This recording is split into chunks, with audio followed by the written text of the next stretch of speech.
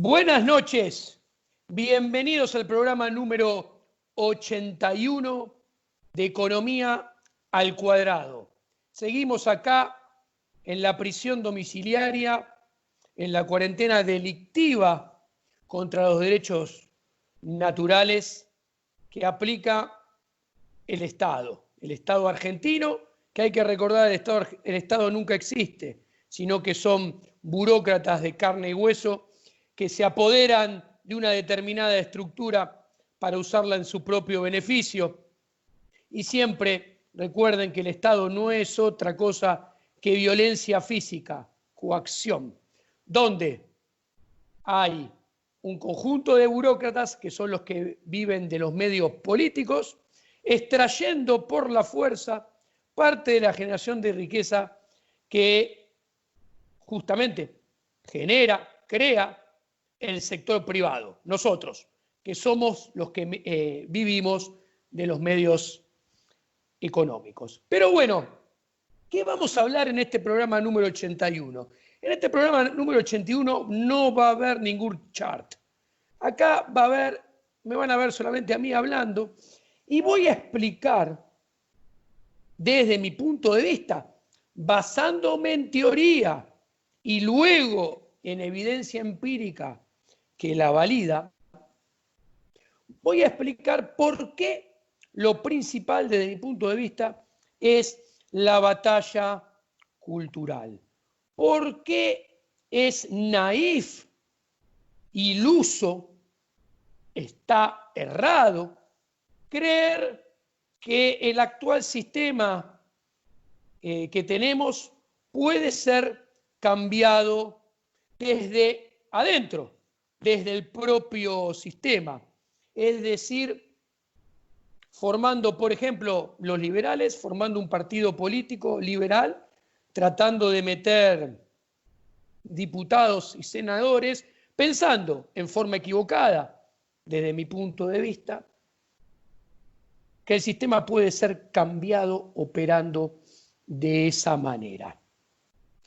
Primero, voy a empezar a refutar los que piensan de esta manera y voy a defender la batalla cultural y voy a explicar por qué no va a ser cambiado desde adentro.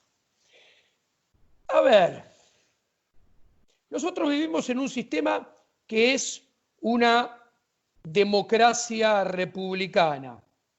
¿Cuál es el gen del sistema de la democracia republicana? El gen de la democracia republicana podríamos considerarlo que fue la Revolución Francesa, ¿ok? Aunque un inglés me diría, mirá que desde 1646, durante 11 años estuvo la Revolución de Cromwell en Inglaterra, es verdad. Pero tomemos como mojón punto de partida de la Revolución Francesa. Esa Revolución Francesa estuvo alimentada previamente por toda una batalla cultural de un liberalismo incipiente. Del otro lado estuvo casi en simultáneo la Revolución Americana, que también había sido alimentada por una batalla cultural previa, la misma batalla cultural previa, donde ¿en qué consistió? Las ideas liberales hicieron una batalla cultural que fue deslegitimando al sistema monárquico como sistema de organización del Estado y de gobierno, que no son la misma cosa, pero suelen coincidir. Pero no es harina de este costal en estos momentos. En Francia, en 1815, se establecen nuevamente los Borbones, vuelve a haber reinado, y podemos decir a grandes rasgos que por esa batalla cultural previa se va deslegitimando las monarquías a lo largo del tiempo, precisamente en la segunda mitad del siglo XIX. Y nos encontramos que a mediados del siglo XIX todas las monarquías, o la mayor parte de ellas, no todas, tenían asambleas representativas que eran elegidas por el voto. Obviamente era un voto calificado donde votaban los propietarios de determinadas haciendas. Podemos decir que al principio, a mediados del siglo XIX, votaban alrededor del 3% del electorado. Se fue avanzando la batalla cultural. Esa batalla cultural se fue trasladando al campo de los hechos y la cantidad de votantes fue aumentando, se fue bajando la vara, se fue universalizando de a poco el voto. Y así la cantidad de gente que fue votando, siempre hombres en el siglo XIX, fue ampliándose, avanzando de ese 3-5% inicial a 20, 30, 40% del electorado. Total, o sea, contando a las mujeres que no votaban. Ahora bien, los datos contundentes muestran que en Europa, en 1913, antes de la Primera Guerra Mundial, había solamente 2 repúblicas democráticas, Francia y Suiza. Todos los demás eran gobiernos monárquicos. De diferente intensidad teníamos los austrohúngaros, Alemania, el Imperio Otomano con Turquía y Grecia, las pequeñas reinados como Holanda, los de Europa Oriental. Ahora bien, en 1917 la Primera Guerra Mundial entra a Estados Unidos y la guerra se convierte en una guerra ideológica. Estados Unidos entra a la guerra, gana la guerra y en 1919, 1920, en Europa pasaron a ser todas repúblicas democráticas. Y había una menor cantidad de monarquías donde el real poder ya no estaba en el monarca, sino que estaban en asambleas representativas. O sea, Estados Unidos vence la guerra y usa la guerra para exportar el régimen republicano democrático. ¿Qué podemos ver con este gran cambio de paradigma a la hora de organizar los estados y los gobiernos?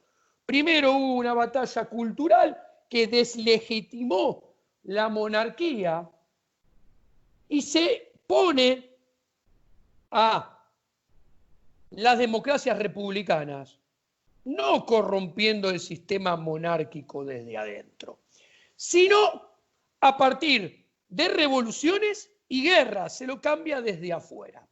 Ahora, vayamos a los números. ¿Qué sucedía antes de la Primera Guerra Mundial?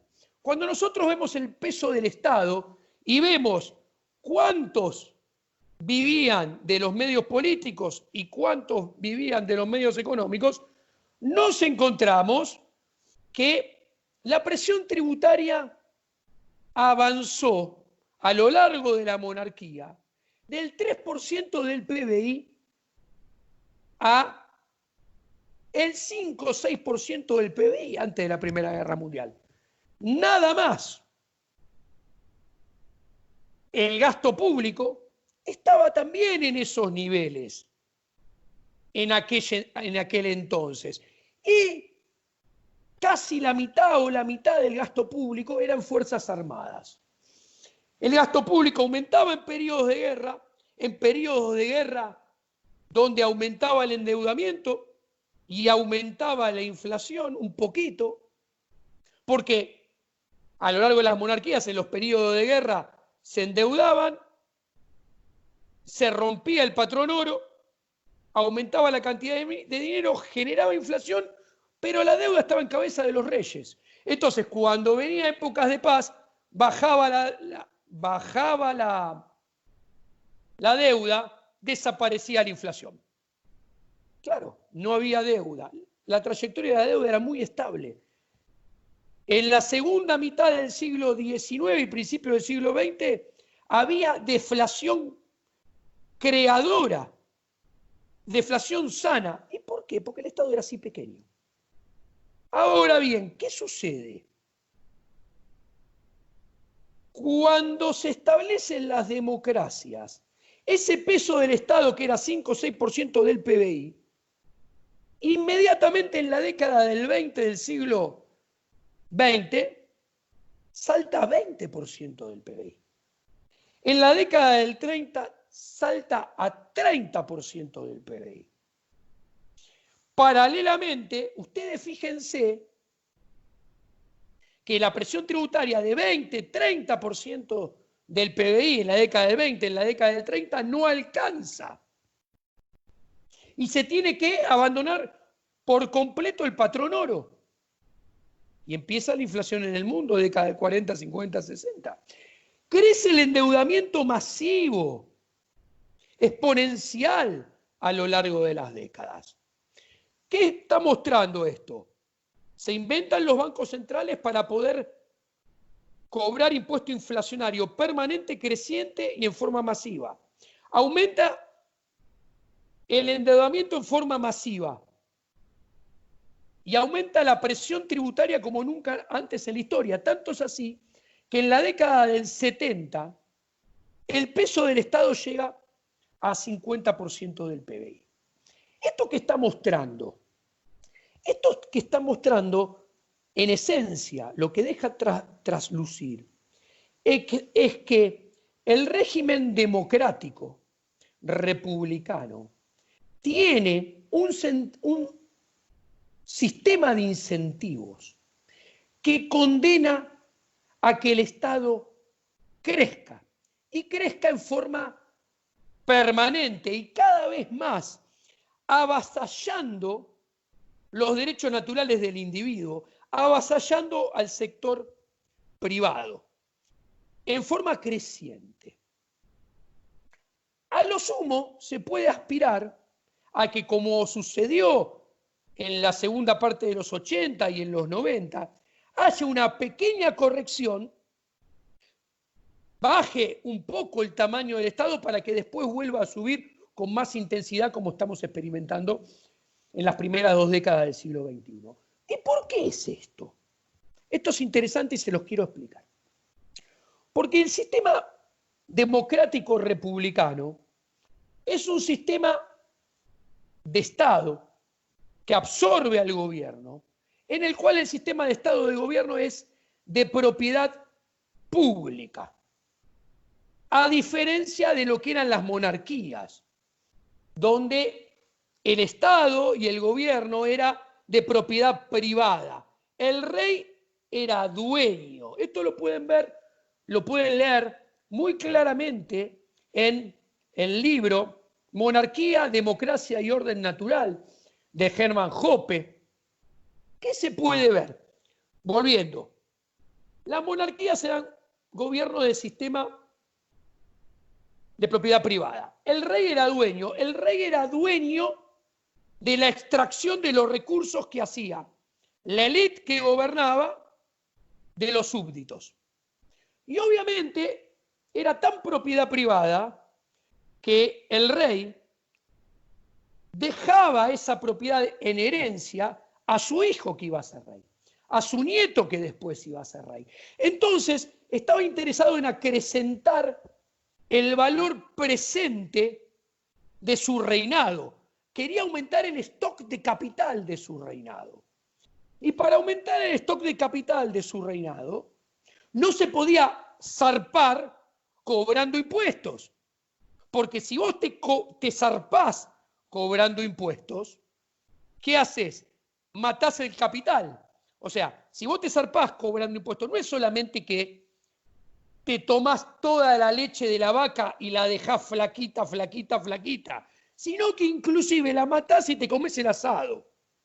Esto no sucedía en la monarquía, porque eso era dejar sin capital al rey y a sus futuros herederos. Entonces, ¿qué? Se controlaba en cobrar impuestos porque quería agrandar el stock de capital y acrecentar la riqueza del reinado. Pero además, estaba obligado a hacerlo. ¿Por qué? Estaba obligado a hacerlo porque no había movilidad social y estaba muy clara la línea divisoria entre la élite gobernante y los plebeyos. Los plebeyos no podían acceder al gobierno. La movilidad social era prácticamente nula. El único que podía acceder, o la única manera de acceder a la familia real, era casándose vía el matrimonio. Esto tenía una parte positiva. ¿Cuál era la parte positiva? Que el rey no podía matar a impuestos a los súbditos, porque si los acribillaba a impuestos, que como ya expliqué encima no le interesaba, no le convenía, se le iban a rebelar, porque estaba muy clara la divisoria entre súbditos y élite. Los súbditos, a partir de un límite que se zarpaban cobrándoles impuestos, iban a rebelarse, el rey iba a caer en deslegitimación y lo iban a ir a buscar, iba a terminar en la horca y en la guillotina. Ahora, ¿qué pasa? ¿Esto qué quiere decir? Que este sistema de gobierno, de organización del Estado, de propiedad privada, tenía una preferencia por la temporal muy baja. ¿Qué quiero decir? Entre priorizar el hoy, ya, ahora, el presente, versus aumentar, que el presente es cobrar impuestos y muchos hoy, versus cobrar pocos impuestos y acrecentar el stock de capital y acrecentar la riqueza del reinado en el largo plazo, claramente se optaba por esto segundo. Ahora bien, con el advenimiento de las democracias y el republicanismo, el gobierno de propiedad pública, ¿qué sucede? Hay todo un andamiaje intelectual muy eficiente. Porque primero te dicen, escuchen, acá es un gobierno en el cual el Estado se organiza bajo la propiedad pública. No es una organización bajo propiedad privada, es pública. El gobierno es de todos. No hay separación entre, te venden, ojo, te venden. No hay separación entre la élite gobernante y el público. El público puede acceder a la élite gobernante. Armen un partido, preséntense a elecciones, ganen las elecciones y acceden al poder. ¿Ok? ¿Esto qué hace? Esto se vende que el Estado es nuestro. Se vende que el Estado somos nosotros. Ya no se gobierna por y para Dios como era el rey, sino que se gobierna por y para el bienestar general. Se gobierna por y para todos nosotros, que somos parte de la cuestión, parte del sistema y que podemos acceder a la élite. ¿Esto qué efecto tiene? Esto rompe la separación entre élite gobernante y público, en apariencia.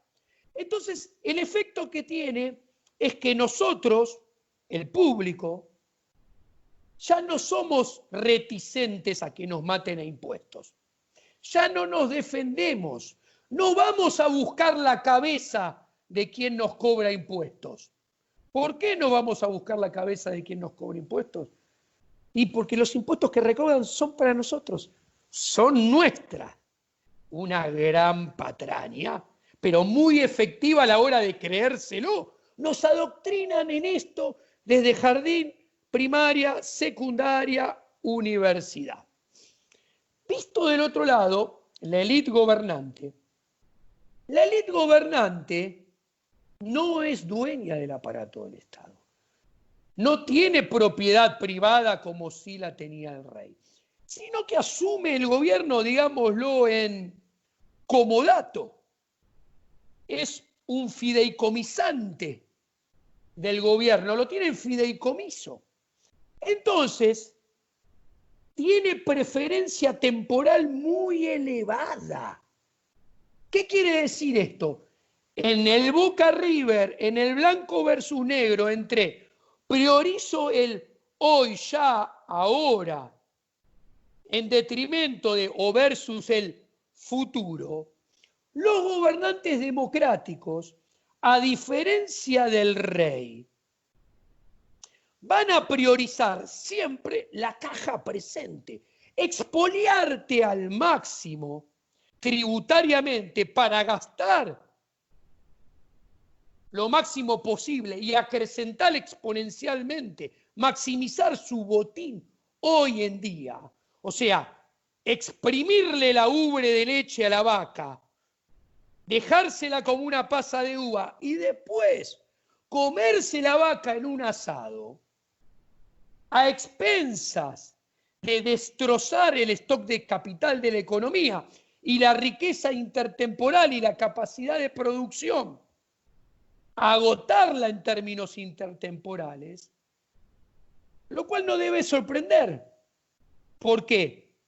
Ellos maximizan sus beneficios en el presente por el pequeño ratito que están en el poder. ¿Y quién paga los costos? ¿O a quién se le hace más difícil, más complejo gobernar? Resultado del accionar de los políticos del presente. A los políticos que vengan después, dentro de 1, 2 o 3 mandatos, o 4 o 5.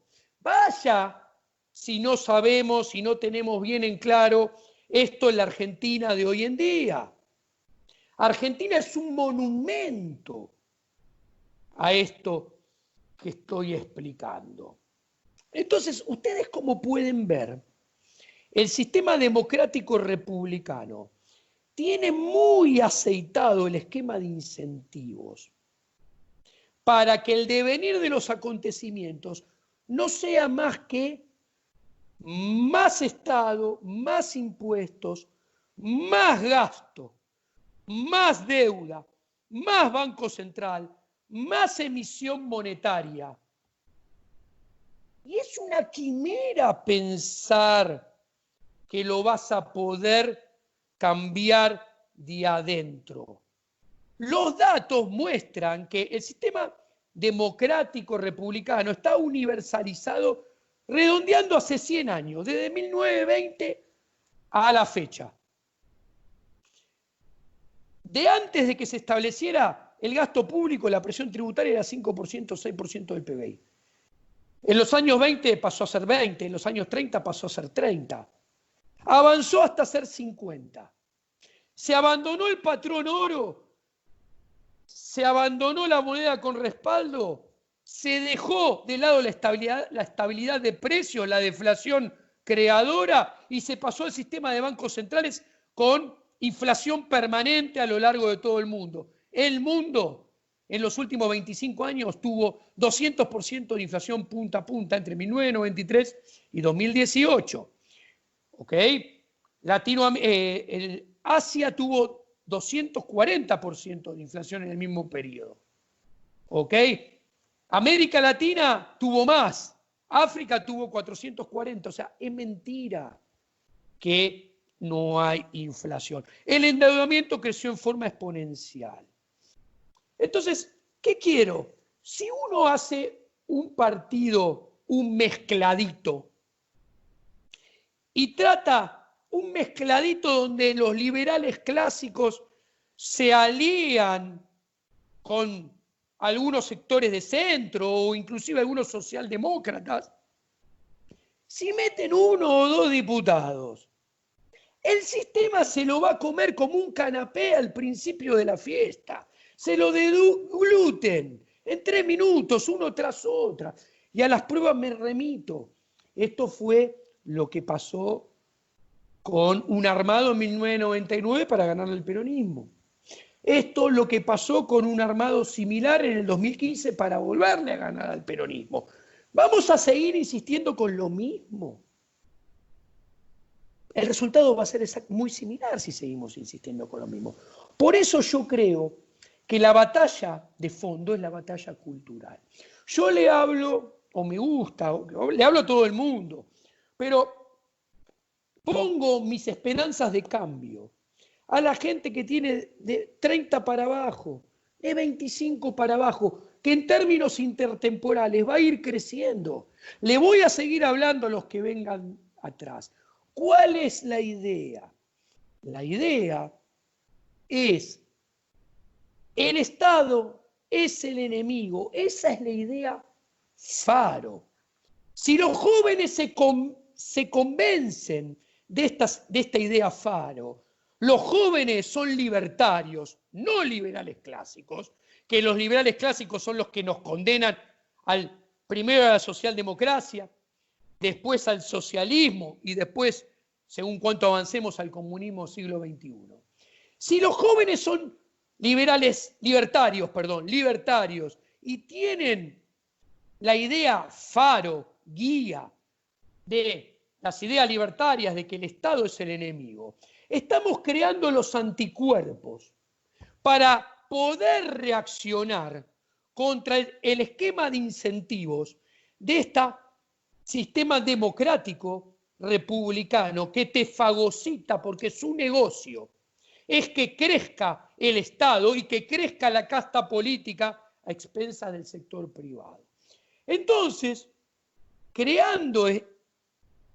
dando lugar a esta idea a la cual en libertad cada vez adhieran más jóvenes, se va creando una masa crítica de jóvenes que entienden que hay que hacer una batalla cultural. Y así como en el pasado se deslegitimó a la monarquía y mediante revoluciones que en el siglo XXI seguramente serán revoluciones mucho más pacíficas porque tenemos la tecnología de nuestro lado,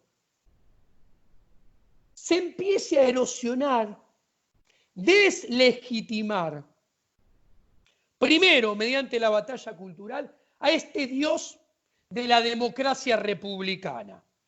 Una vez que se vaya deslegitimando a este Dios de la democracia republicana, se va a ir sembrando el camino para una revolución pacífica hacia